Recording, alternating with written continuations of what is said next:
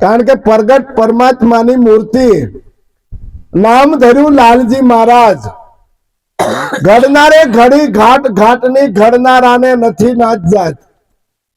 કારણ કે આ બધા પૂતળા છે ને 8 ધાતુના બનેલા છે, અને આ ધરાધામ ઉપર તરવા માટે આ પેટી બનાવી છે.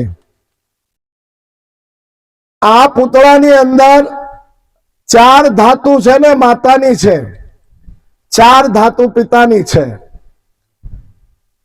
હવે માતાનું શું છે તો કે રક્ત છે, માછ છે, સાંભળી છે અને રૂવાડા છે. આ 4 વસ્તુ માની છે. પિતાનું શું છે તો કે હાડ છે, દાંત છે, નખ છે અને બુંદ છે. આ 4 ધાતુ પિતાની છે. આ 8 ધાતુ ભેગી કરી ત્યારે આ શરીર બન્યું છે, અને 4 ને 4 8 થયું ને ત્યારે અષ્ટધાતાઓ. આ વસ્તુ છે વિશ્વ વ્યાપક છે. હવે આનો વિચાર કરીએ તો આની બહાર કઈ વસ્તુ છે કયો? આની બહારું કાંઈ ખરું? પણ છતાંય આના માટે અનુભવ કરી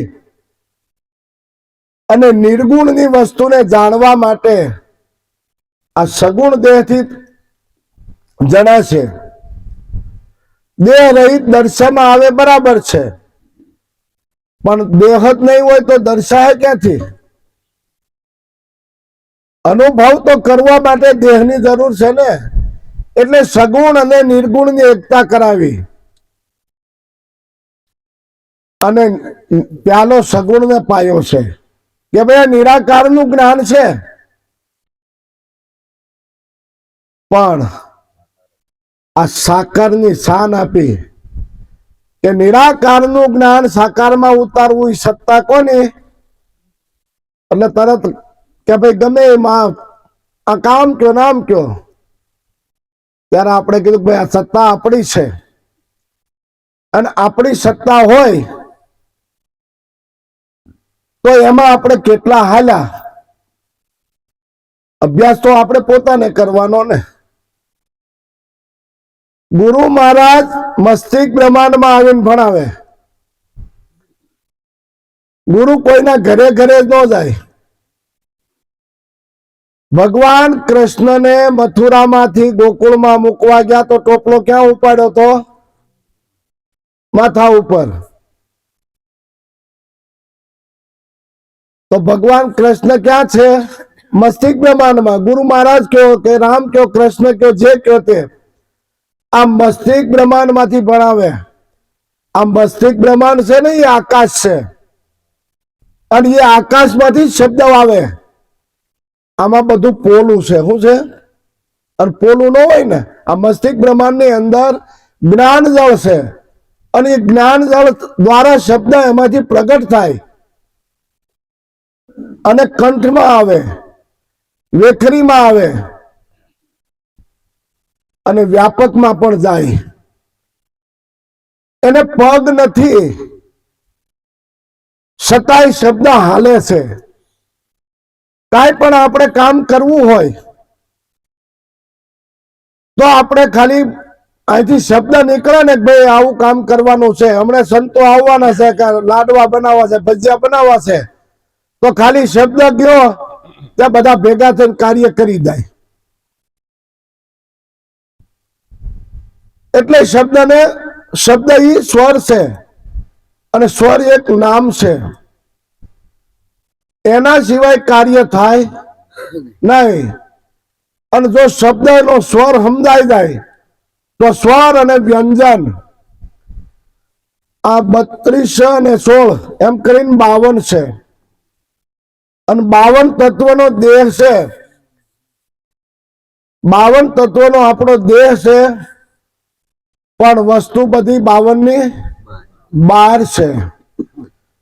એટલે ગંગામાને કહેવું પડ્યું તમે તમારું શીશ ઉતારો તો રમાડું 52 ની 52 બાર રમાડે, પણ ક્યારે? વચનના પૂરા ઈ નર નહીં અધૂરા. જો વચનમાં રહી જાય તો વચનમાંથી વચન બોલે, બહુ કરે રણકાર. તમે જોજો આમાં જંત્રીનો બજાવનાર કોણ છે? આ જંત્રી, જન એટલે માણસ થાય, અને એને જ તરવાનું છે. પશુ પક્ષી જન્મે ને તરત પાણીમાં નાખી દો ને તો તરવા પડે. આ બધાને અનુભવ છે. નાનું 5 દિનનું પાટલું કે વાસણું હોય અને પાણી પાટમાં નાખો ને તે મને તરવા.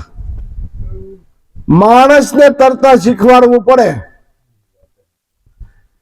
20 વર્ષ થાય, 25 વર્ષ થાય તોય બાપા વ્યવહાર હું કામ નથી દેતા? કારણ કે ઊંધુડો મારે એટલે એને વ્યવહાર કરતા શીખવાડે. એટલે આ જગતમાં તરવા માટે શીખવાડે.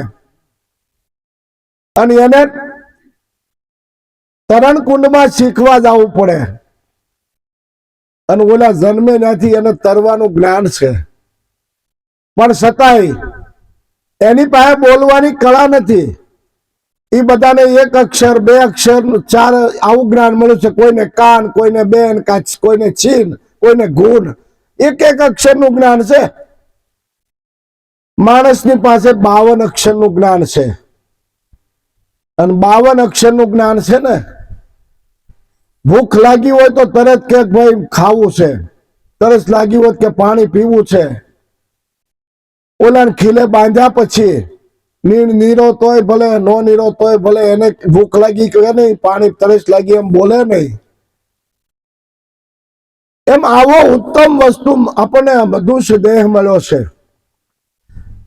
અને મનુષ્ય દેહથી પરમાત્માની પ્રાપ્તિ થાય.